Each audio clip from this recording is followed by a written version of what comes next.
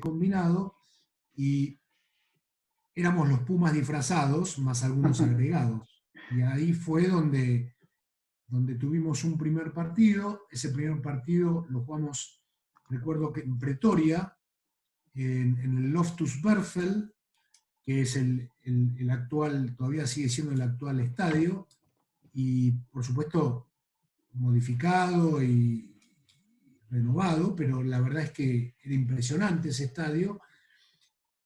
Y Pretoria es una ciudad que está al norte de Sudáfrica, pero que aparte está a mucha altura, está a 1600 metros aproximadamente del nivel del mar, y veníamos muy parejos con ese partido. El entrenador era Michingo Reilly, Michingo este, recién entrenando a los Pumas por primera vez. A ver, déjame recordarlo, pero eh, sí, era la primera vez que entrenaba a Michingo. Y cuando nos tocó iniciar el partido, nos pusimos 20-18, faltando 10 minutos. Este, Faltando 10 minutos, íbamos 20-18, perdiendo 20-18, y en esos últimos 10 minutos fue como que nosotros bajamos el telón. ¿Por qué? Porque no teníamos más aire, porque no sé si nos atrapó un coronavirus o algo parecido, pero se nos terminó el aire. A los 1600 metros nos afectó enormemente, y, dejamos de jugar, paramos de jugar, y ahí nos metieron 50, hasta 50 llegaron, 30 puntos más nos metieron en esos 10 minutos. Por lo tanto, terminamos como 50-18. Bueno, ¿qué vino después? Vino la semana siguiente, donde hubo un partido entre semana, porque éramos un plantel bastante numeroso, éramos como 50 jugadores que habíamos viajado, y había un partido entre semana. Antes las giras eran más largas, y había partidos entre semana, además de los test match. Así que se jugó ese partido en el medio de la semana, pero se entrenó muy bien y muy fuerte para poder jugar el segundo partido contra Sudáfrica nuevamente, que era el segundo test que iba a jugar Sudamérica 15 con Sudáfrica en Bloemfontein, que era al nivel del mar. Bloemfontein era más cerca de Durban, ¿sí? Por lo tanto, bueno, se hizo mucho hincapié en la preparación. Michingo Reilly, quien es otra persona a la cual admiro y admiré, y que siempre me ha, despertado un interés bárbaro, y aparte siempre hemos tenido una relación muy, muy cercana, y de quien aprendí mucho también. La verdad que laburamos muy bien en el aspecto técnico, en el aspecto de entrenamiento, etcétera, etcétera. Y bueno, y llegamos a ese partido, y fue como que maniatamos a Sudáfrica. Le hicimos fue como una estrategia basada en el juego sin pelota y en el juego agrupado, ¿sí? Y a partir de ahí los tipos no supieron qué hacer, los tacleábamos, viste, de una manera totalmente extrema, de una manera totalmente, tal vez hasta insospechada. Mejoramos mucho nuestro nivel, estábamos con mucho más aire también, no estábamos a los 1600 metros, y finalmente terminamos ganándoles. Les ganamos creo que 20-12, algo así, o 21-12. Fue un partidazo, fue un partidazo. Después de Fue haber muy venido bueno. esa semana. Exactamente, tal cual. Te voy a hacer 3 preguntitas que le hago siempre a los chicos con esto que te contaba de las entrevistas que hacemos nosotros. Dale. Ubicate en juveniles o cuando vos eras jugador de juveniles o de superior, ¿cuál es el lugar favorito del club? ¿Cuál es tu lugar favorito del club en esa época?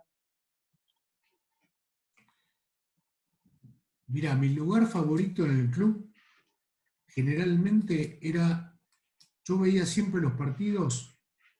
El SIC tiene la cancha 1, que una parte da a lo que sería el bar, y la otra parte da a unas casas que están del otro lado. Los dos singoles es como que apuntan una al club y la otra hacia unas casas ya de otros propietarios, ¿no? Y yo siempre veía el partido, donde lo sigo viendo ahora, que es del lado del Ingol, del lado de la pileta, del lado del club, del lado de la sede social. Y antes, en esa época, en los juveniles, había árboles en ese Ingol, detrás del alambrado había árboles. Y yo siempre miraba los partidos subido a un árbol. Siempre lo veía subido a un árbol. Así que si tengo que pensar en un lugar donde me gustaría estar, es en un árbol de esos que ya no existen más, porque se talaron y se cortaron.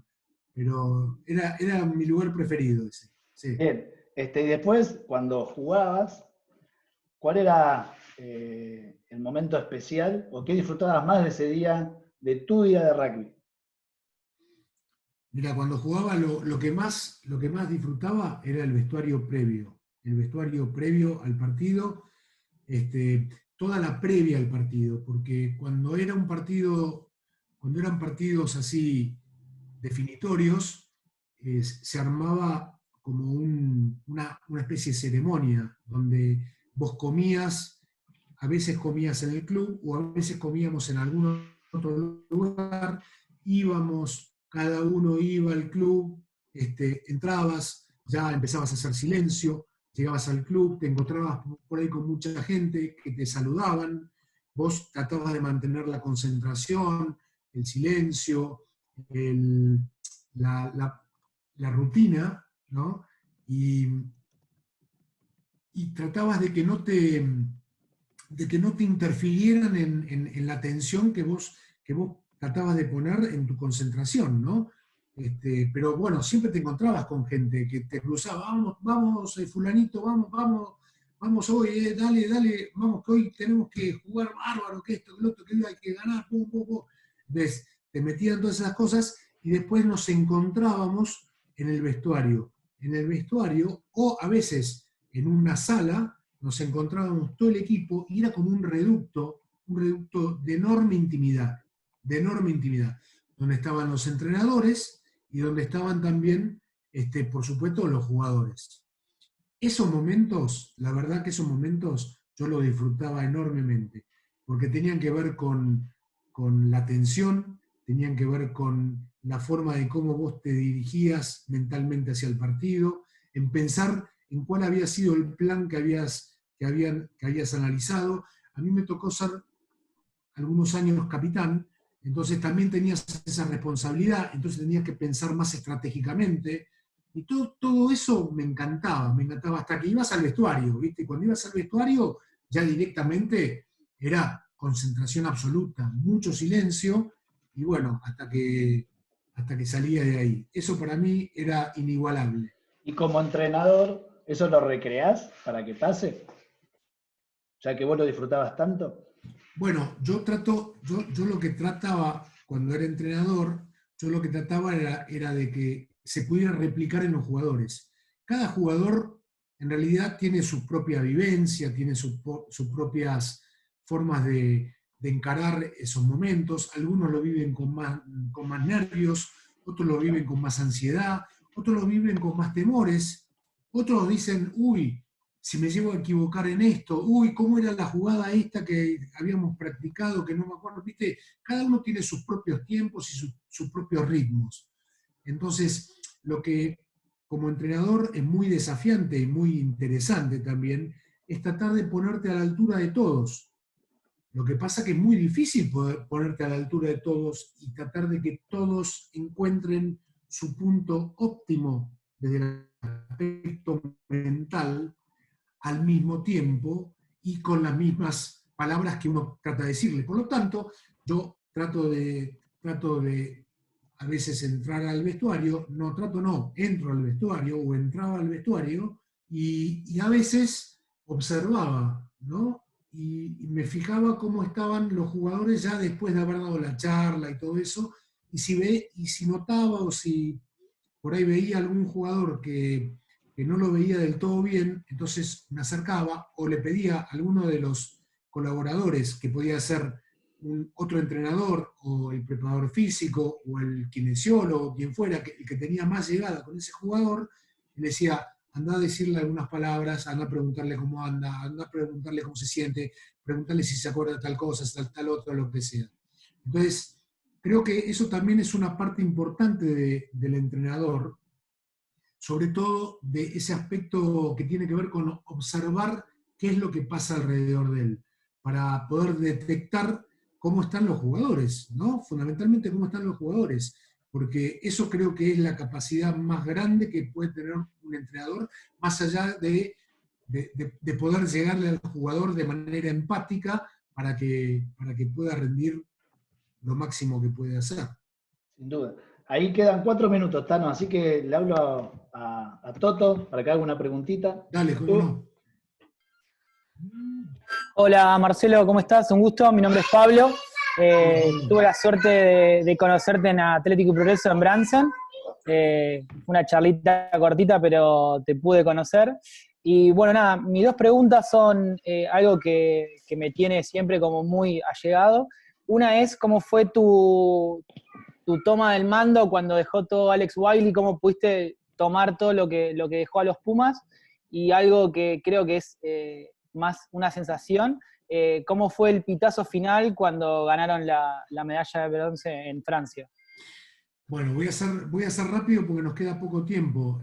Cuando me tocó asumir a los Pumas, para mí fue una sorpresa muy grande la propuesta, pero porque había entrenado solamente 3 años a la primera del SIC. Después del 97, 98 y 99, en el 2000, bueno, asumí, y una de las cosas fundamentales para mí, que para mí eran claves, eran muy importantes, era encontrar a la persona adecuada que me acompañara. Y por suerte la encontré, que fue Daniel Baetti. Daniel fue un crack, ¿viste? Fue como mi espejo, y donde justamente nos complementamos mucho. Por lo tanto, no me costó tanto por adaptarnos a eso. Aparte, también pensando en lo mismo que me había pasado con el SIC, que muchos de los jugadores a los cuales estaba entrenando ya habían jugado junto con ellos, hasta el 94, en donde había jugado en los Pumas, y después para Buenos Aires había jugado en el seleccionado de Buenos Aires. Así que no me costó demasiado. Y después, lo otro fue, bueno, llegar a esa medalla, fue una alegría tremenda, enorme, no solamente por lo que se había logrado, sino por todo lo que se había vivido del aspecto que había preguntado Fernando antes, respecto a las adversidades, por el negrito Gaitán, por los jugadores que no habían jugado o que habían jugado muy poco tiempo durante el Mundial y que habían hecho un enorme sacrificio. Por todos ellos yo me sentí tremendamente alegre y reconfortado y muy, muy satisfecho por lo que había pasado. Y bueno, y porque también es lindo poder vivir una alegría tan grande siendo premiado, y no solamente, bueno, con la satisfacción solamente propia, sino que también haya un reconocimiento externo, que fue justamente haber ganado ese tercer puesto, ¿no? Creo que para nosotros fue una enorme alegría, pero también creo que también lo fue para el rugby argentino, y eso también nos multiplicaba la alegría que teníamos en torno a todos nosotros. Bien, Flaco, si querés decirle algo al Tano. Sí, Marcelo, solamente palabras de agradecimiento y bueno, se ve grandeza, así que ya no tenemos mucho tiempo. Agradecerte tu tiempo justamente, que es muy valioso y para nosotros es extremadamente importante. Y creo que esta vez el más beneficiado fue mi entrenador, que se está robando bastantes tips. Así que muchísimas gracias por todo, realmente. Bueno, tengo el libro del Tano. Gracias por decir eso. Muchas gracias.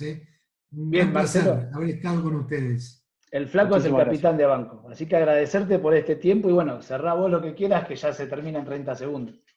No, solamente decirles que el juego es el que manda, el juego manda.